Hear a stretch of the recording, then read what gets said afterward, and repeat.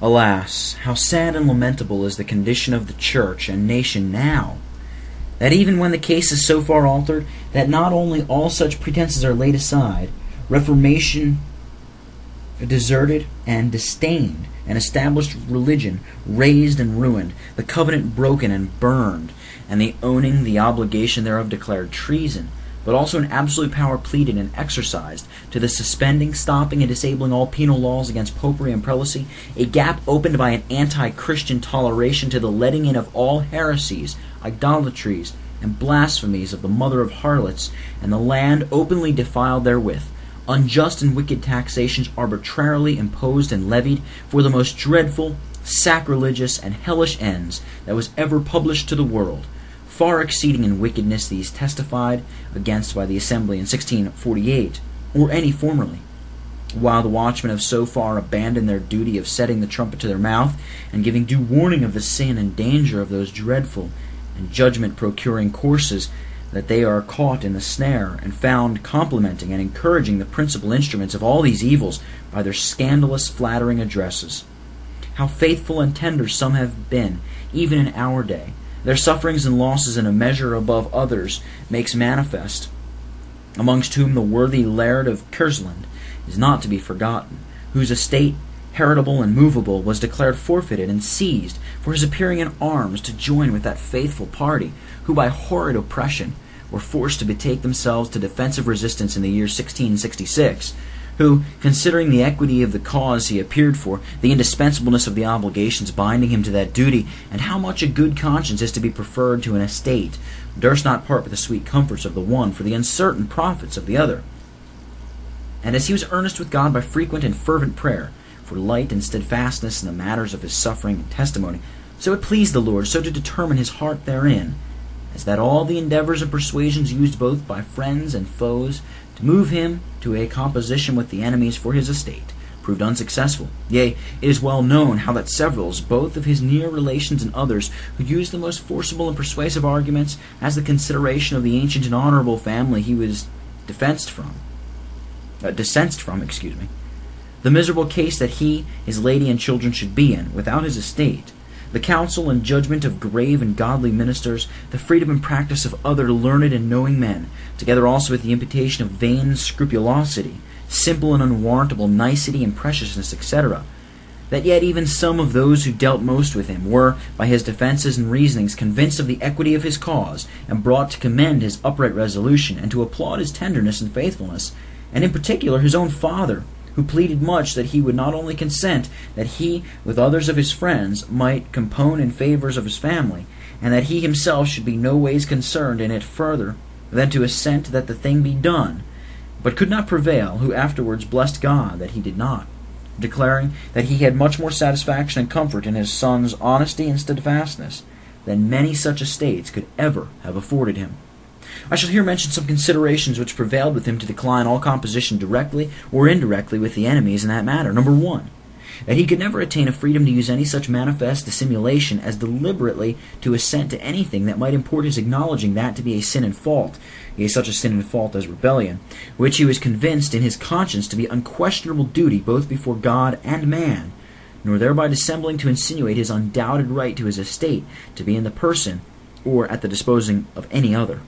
Secondly, considering that there can be no new right procured upon a composition and granted to any but such as shall carry in the narrative thereof, that he had forfeited that estate by rebellion, with a long preamble, condemning the cause of God and dutiful endeavors of his people for reformation, and in defense of religion and liberty,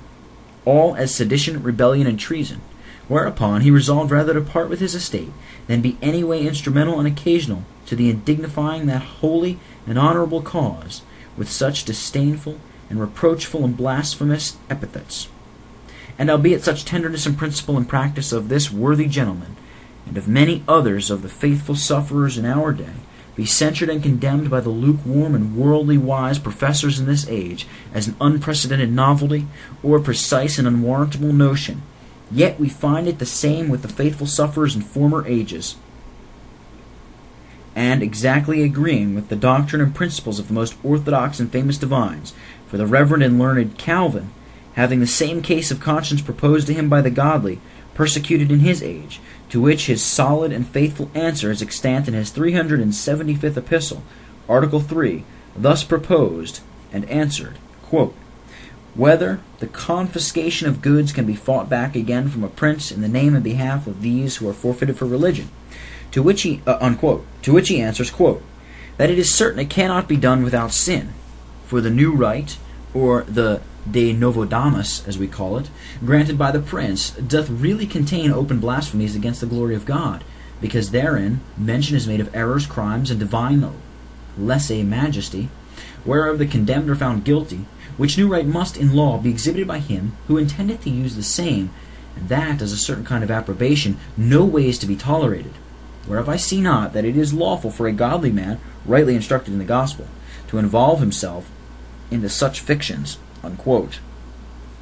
Secondly,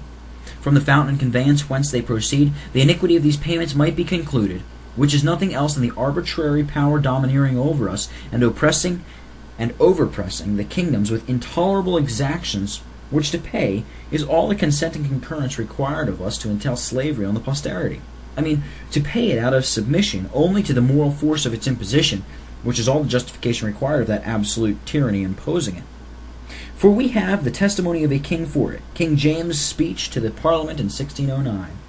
that a king degenerateth into a tyrant when he leaveth to rule by law, much more when he begins to set up an arbitrary power, impose unlawful taxes, etc. It can be denied by none that know either religion or liberty, and are not enemies to both, that these impositions under consideration upon such accounts for such ends are as unlawful taxes and as illegally and arbitrarily imposed as ever could demonstrate the most despotical absoluteness paramount to all law or precedent, but that of Ben-Hadad, of a very tyrannical strain. Thus saith Ben-Hadad, quote, thy silver and thy gold is mine, yet I will send my servants, and they shall search thine house, and it shall be that whatsoever is pleasant in thine eyes, they shall put in their hand and take it away. Unquote. 1 Kings 20, verses 3 and 6. Which even as Ahab and his elders would not hearken to, nor consent, but from an exotic dominator, this were not so intolerable as from such as pretended an hereditary right to govern, who should remove violence and spoil and take away their exactions from the Lord's people, as the Lord saith in Ezekiel 45, verse 9. But instead of that they may do evil with both hands earnestly, the prince asketh, and the judge asketh for a reward, and the great man uttereth his mischievous desire, so they wrap it up. Micah 7, verse 3. The easy compliance with which makes Zion as the grape gleanings of the vintage. If those exactions be wicked, then compliance with them must be iniquity.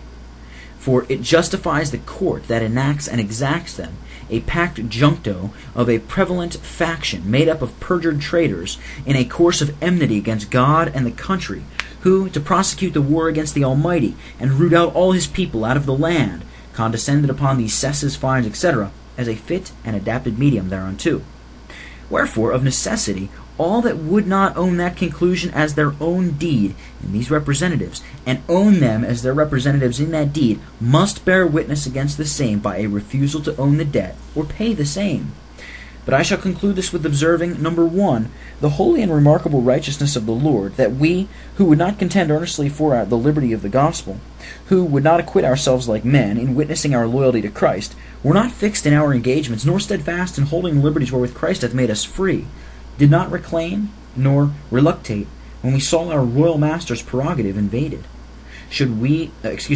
trod upon in all civils and treated as slaves, even by these whom we had gratified with a base and sinful forbearance to plead for God and preserve from their violence these things, these precious and valuable things, which we should have kept more tenderly than the apple of our eye.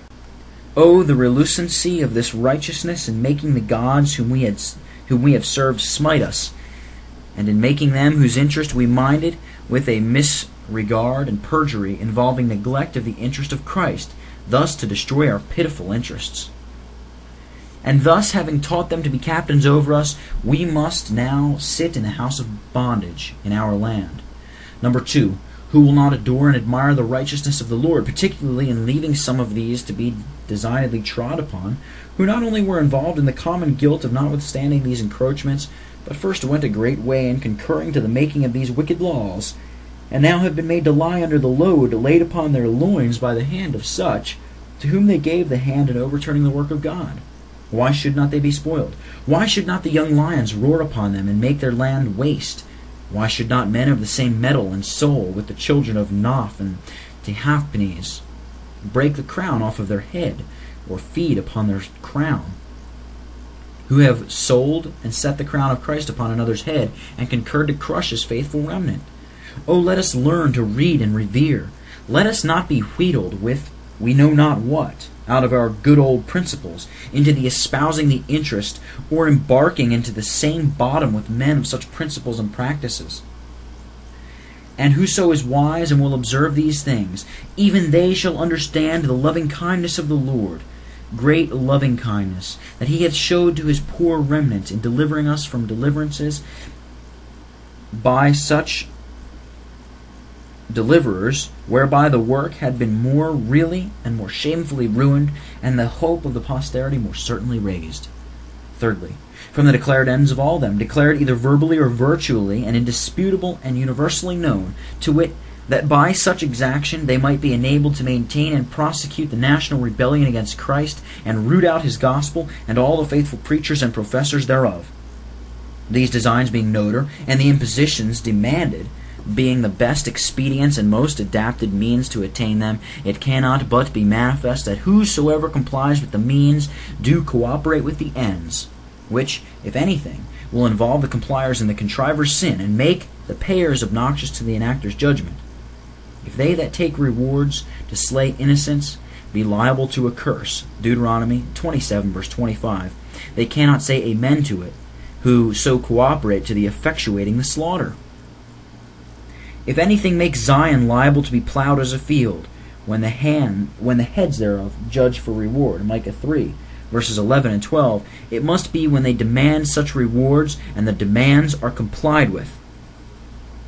But some may pretend, and under that pretense think to shut the shower of suffering, and command the serenity and sunshine of a good conscience too, and to shelter their soul under that shadow, that these exactions may be necessary for other ends. Can any state be without exactions?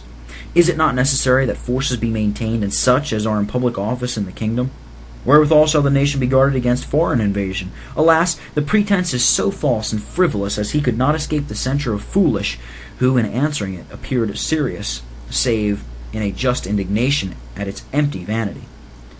What are these forces and public officers for? What are they employed about, but to promote the dragon's designs and serve his drudgery? Shall these guard the nation who, together with religion, tread upon the poor remaining shadow of liberty?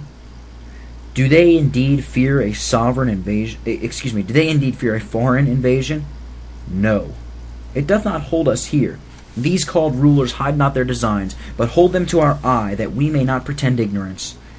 They will do the greatest haste first. Christ in his interest is their great eyesore. This one Jesus, who calls himself a king, yea, and he will be so to their cost, and his subjects as the most dangerous party, are to be discussed in the first place, and thereafter, when they are liberate from that fear of returning to his throne, whom they have exoctorate, for if he ever do, they are ruined. Make haste, O Lord, and have eaten the flesh and drunk the blood of his people. Then they will be in a better case to defend the land, by showing the enemy whose teeth and tusks wherewith they have killed the people of the Lord. But will men put out their own eyes, that they may be taken with the more tameness to grind in their mill, and make them merry at our madness? Have we lost our senses, that we may with confidence, jeopard our souls? Have they not invaded the mediator's kingdom, and taken to themselves his house in possession? And because reavers may not be rulers, they will destroy all the land, who seem faithful to Christ, and resolute to follow the captain of the host of Israel. But it is not enough that they menace heaven. Will they mock us into the same rebellion with themselves? He will not be mocked, but turn their jest into earnest.